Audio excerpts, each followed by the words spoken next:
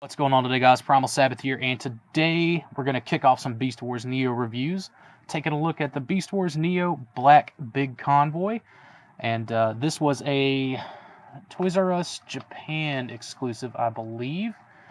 I don't have something lined up just right, but it's okay. There we go. So yeah, this is Black Big Convoy. Opposed to like other black repaints, he's not actually a bad guy. He's a good guy from a manga, and that's about all I know about it. So he sports a really cool black and gold paint job. It's definitely gold paint, and you can see they got his little toes painted, and he's got some nice, very like Nemesis Prime looking eyes. As you can see, I was kind of playing with the tusks earlier, which are silver. Look very cool, and he does retain the elephant trunk moving gimmick. Now I don't know. Yeah, I guess this was the second release of this toy. It's very tight. Now the big convoy, the regular big convoy that I have is the, or I should say original, is the Korean one, and his tolerances are okay. They're all just right. This one, he's got some pretty tight tolerances all around. This is another panel that I didn't get closed in. It's kind of, I don't know why I'm having so much trouble lining all this stuff up. I don't know what I'm doing wrong, but I couldn't get the Nemesis Prime figure just right either. Maybe got to move some stuff around. So when I got this guy off the shelf, I saw there were some spider webs on it, which is strange because like there are no spider webs on any of the other bottom shelf figures that I have. It's just he's on the bottom of my detolf shelf just because it's the only place I have for him. So if I freak out and this review never gets finished because I threw this thing across the room, I am deathly afraid of spiders, so just keep that in mind. Other than that, it's just a big chunk of an elephant. Nothing much he can do. So I did mention Universe Nemesis Prime. At least I'm pretty sure I did. So here he is as a comparison. This is the only reason it took so long to review this thing, because I wanted to get this guy in right here and kind of show him off. Obviously, the Nemesis version has bloody tusks, which this isn't the only Universe figure that has like some bloody horns. The Universe Longhorn, the Ramulus repaint, has like some blood on his ibex horns, and you know we'll get to that when we get to it. He has red eyes instead of the nice kind of metallic blue, and he's got silver with his little toes painted here, opposed to the gold. And he also has silver here on the elephant trunk. This guy I'll review separately as a separate thing altogether. I do have some issues with this because, and that's what's going to warrant a separate review for it, if I'm being honest.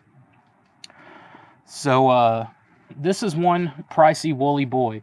I think I paid, oh man, it could have been $200 to $300. I really couldn't tell you, but it's very difficult to get a hold of. I've seen them kind of go recently as low as $150, and that's fine. If you can find one, I definitely do recommend picking it up. I'm not going to go through the transformation on camera because I don't do that sort of thing. There's plenty of reviews of Big Convoy out there if you do want to sort of check that out. I'm not going to show off the kind of third mode, his like weird tank thing. I'll save that for the actual Big Convoy review. I think I reviewed a Big Convoy a long time ago, but I took it down because I just didn't like the way it turned out. So yeah, let's get this guy into robot mode and we'll finish this up. Alright, so right now I have most everything transformed. The only real issue that I do want to point out for the transformation, at least on mine and probably on all of them, is like normally you would rotate the waist right here at this piece before you slide it in. I recommend you slide it up, go ahead and get these arms out the way, and then turn, because it's a tight fit. And if you turn without that piece in there and the two halves of, I mean that was a tough turn. You know, without something kind of hanging onto this and hugging it properly, which is what these two pieces do, you're probably going to risk maybe breaking that. So you definitely don't want to do that to, you know, the most expensive repaint of this toy. So that's what I wanted to show off. But since we're already here, let's go ahead and get him balanced if I can, if he will. There we go, looking sharp. And Alright, so here we go. Working with this new tripod, man, I had to kind of get it resituated so I could try to get most of them in frame as possible. But as you can see, more of that black and gold paint job coming out in this, or I guess I should say more gold and more kind of gray, I guess, sort of to match the silver coming out here in robot mode. All the joints are just like nice and perfect, man. The Mammoth Tomfa are black instead of whatever color I think they would have been the bone color. But on this one, they are definitely black. This is, of course, before the Hasbro slight remold, where they did pin this piece through here. It's not held on by friction. I like that more. I think it's just more secure. Of course, he's got the little red inverted spark crystal there, but that's just kind of how he looked at the show. And his Matrix has an orange, I guess, energy piece. I don't know why. I don't know the story behind that Matrix. I didn't really look anything up. I just know that he's a character from the manga, and he's not a bad guy. So, like, you know, one of the only black repaints.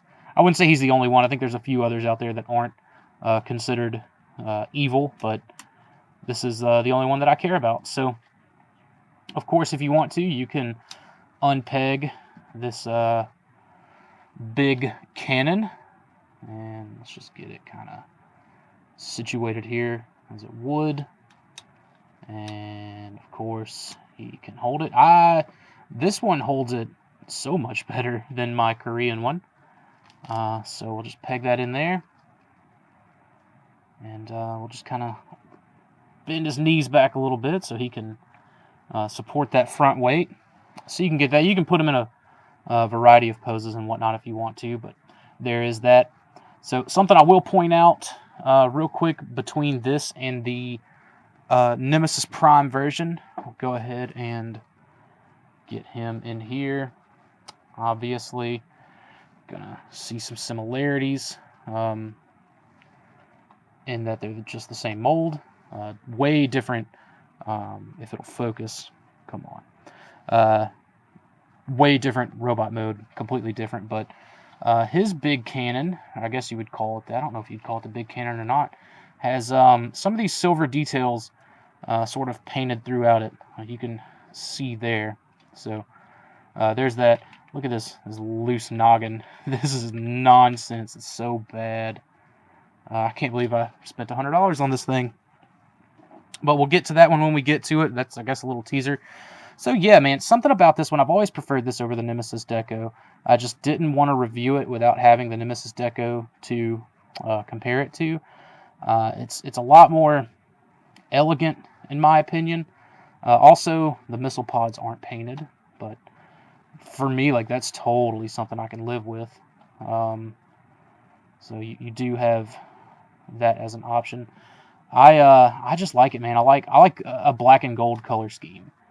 And he's primarily those colors with some grays in there. Let's see if we can get these feet to work. Sometimes you gotta play with these little leg blasters, which are a problem. I'm not gonna even try to lie about that, but we'll give him a little waist turn there so he can kind of one-hand sling that big cannon. All right. Now, lean back just a little bit for me. Come on, man. Maybe not. Let's get that one forward. Let's try that. Give that a shot. So therein lies his issue. He's top heavy, but you can kind of, sort of balance him out just right, and you can get a decent-ish pose out of him. He's just got a bunch of kibble on him, so that's something you got to watch out for. Usually I keep these kind of spun back around, and I'll do my level best to balance him. Usually. Sometimes it works, sometimes it don't. Okay, now it's working. So, pretty cool. The regular also these missiles, man. You're better off just launching them while they're still plugged in beast mode. Just taking them out and setting them off to the side, because you're gonna launch. I think that's every iteration of this mold, man. It's just gonna happen. I will say though, these these panels don't pop off as easy, but it seems like they may actually be pinned through, and that's why. Because I know on my Nemesis version and on my Collector's Club Mammoth version, these little panel pieces like to pop off, but now I see there's a little pin in there. You kind of see the shiny bit right there above my fingernail. So, yeah, and definitely I hope that the Encore, because I am filming this prior to getting the Encore in hand, I hope that it doesn't suffer from those lack of Hasbro pins and whatnot. I hope he does have those. Maybe hopefully they kind of tightened up the tooling on it a bit. I certainly hope. But otherwise, very, very cool deco on probably one of the coolest Beast Wars toys in all three of the lines, in my opinion. So there's that. If you guys have any questions or comments, leave them in the comment box. I'll do what I can to answer them. I was trying to see if this arm was made from translucent black, but I think it's entirely opaque. It's hard to tell. This is definitely that kind of tinted translucent black. But yeah, any questions or comments, leave them in the comment box. I'll do what I can to answer them. Hope you guys enjoy this kind of stuff. If you do, like and subscribe, and I'll catch you guys in the next review.